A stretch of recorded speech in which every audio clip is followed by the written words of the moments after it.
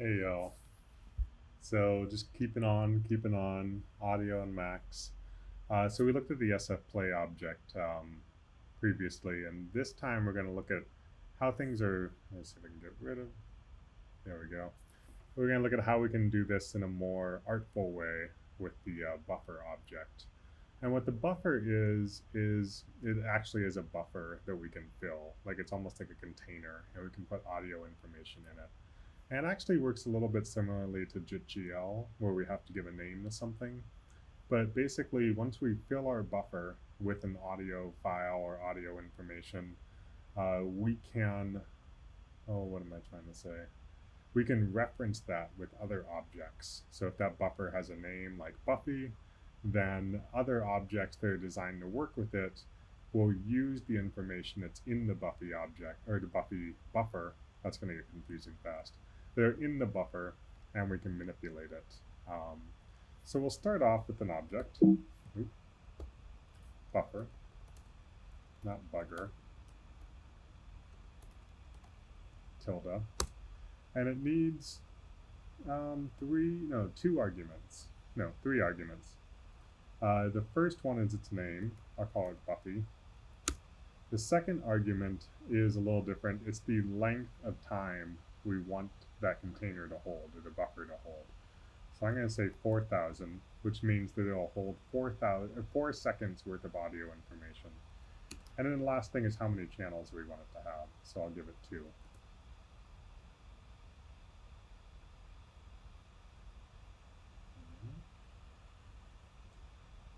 And basically from there, one thing we can also do is we can make another object called Waveform.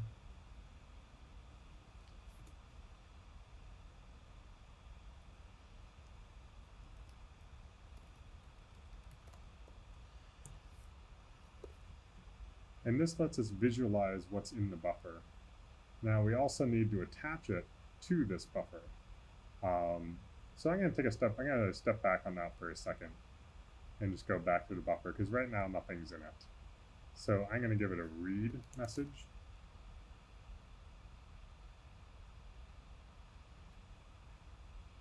I'll choose bills.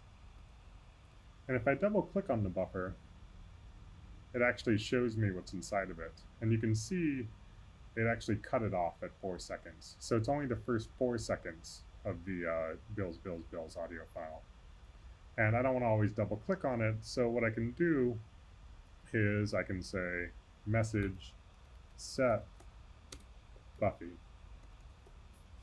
And what we're doing is we're setting what this waveform object is going to visualize.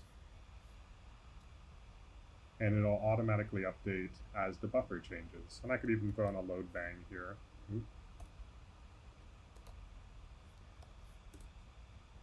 So if I ever open this back up, it would always automatically do that.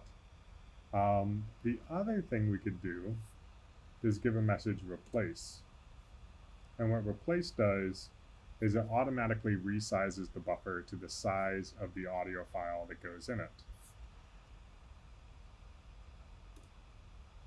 And you can see now it's just this mess. It's like 3.5 minutes long, and it overrides what that is right here. If I were to read something again, it would fill it according to how big it is after I had used the replace. So now this buffer is 3.5 seconds large. And I'm just going to go back to that so that there's a way we can just start with what we had there. And so far so good. There's nothing really going on here. What we need to do is a way to play what's in the buffer. And there's an object called play, tilde. And I'm going to give it the name Buffy, because it's going to reference to play what's in the buffer named Buffy.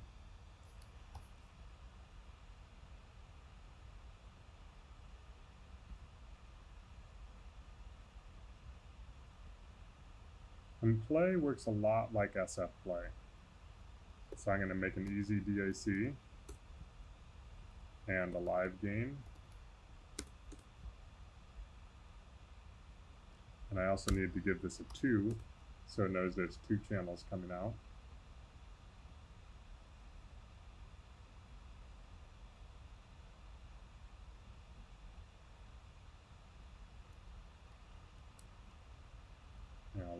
volume here.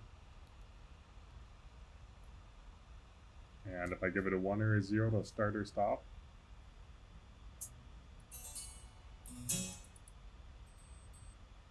And you can see it stopped playing after 4 seconds because that's all that it has in there. Now, there's not a whole lot different with play. We're going to get into an object called groove in the next video that has a lot more options than play. But there's things like start and stop. And I would assume pause and resume as well.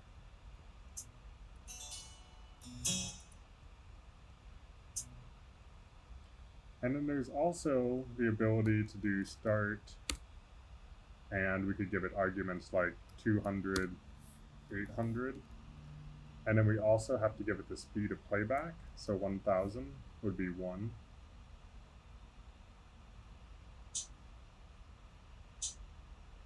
Maybe I'll turn the volume up a little bit. And I believe if I set this to 500, what we're doing is changing the rate of play. Oh, and actually it's not the rate so much in like this 1 to 0. We're telling it how long it should take to play that. So it's saying play, the audio samples from 200 milliseconds to 800 milliseconds in 200 milliseconds. So in this math, we're playing it 4 times as fast. And if I put 30,000, ooh.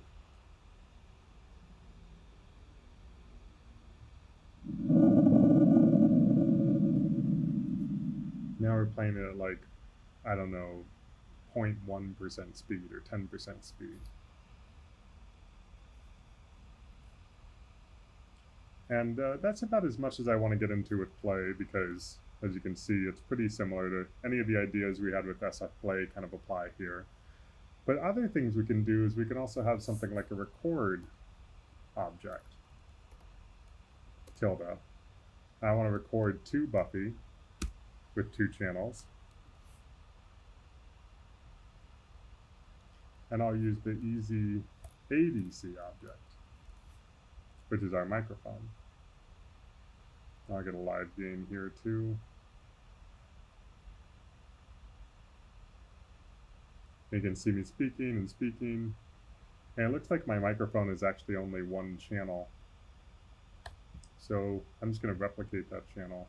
I guess you could do it like that.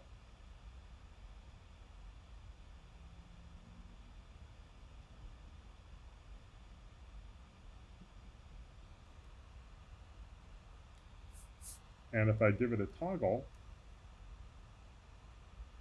it'll start recording. Check, check, check, check, check, check, check, check, check.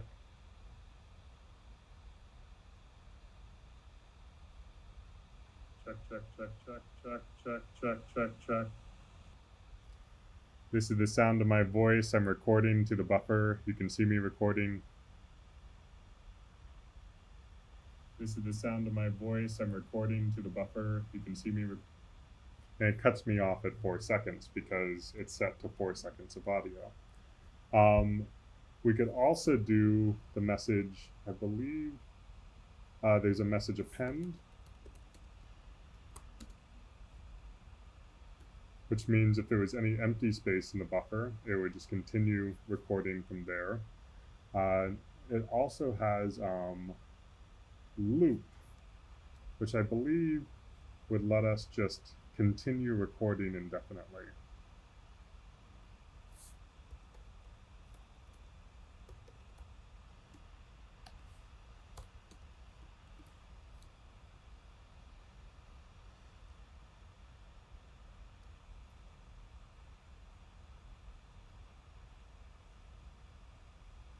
So let's see, if I'm talking, can we see it just continue to record over itself? Yep, it's just one ongoing. And I wonder what happens if I start playing and can I just like keep talking while it's recording on top of itself and then things just get layered on top of each other? Is that, no? I guess once it hits the end, we get that bang when it's done. So maybe I'll just This is dangerous. I'm just talking over the top of this. Is this going to keep like just like grabbing all the audio that's playing from my computer microphone speakers? Just like grabbing all the audio that's playing from my computer, like just talking like this, and just keep going crazy. So you can keep picking up the audio from my face. So you can keep picking up the audio.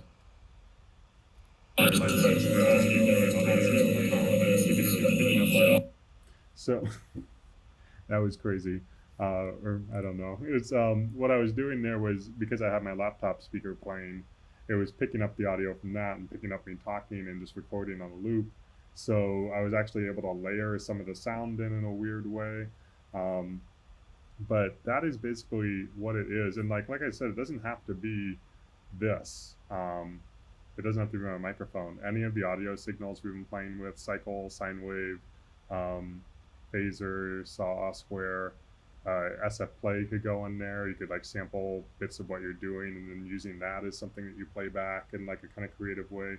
So you can start to stack things and make generative systems and like that really going to be the approach to audio and sound in this class because it's one of my focus. It's not going to be about as much playing instruments as it is about building tools that kind of play themselves that end up with weird soundscapes that are very artistic and weird and odd. So just keep that in the back of your head as you're working with this. Like, what are things that like what you wouldn't normally do? What are things where you can take the control out of your hands and the system and the sound start to build on itself? So yeah, like I said, the play and the record object both work with each other in a buffer, and we're going to look at some more objects that work with what's in the buffer so we can keep going from there.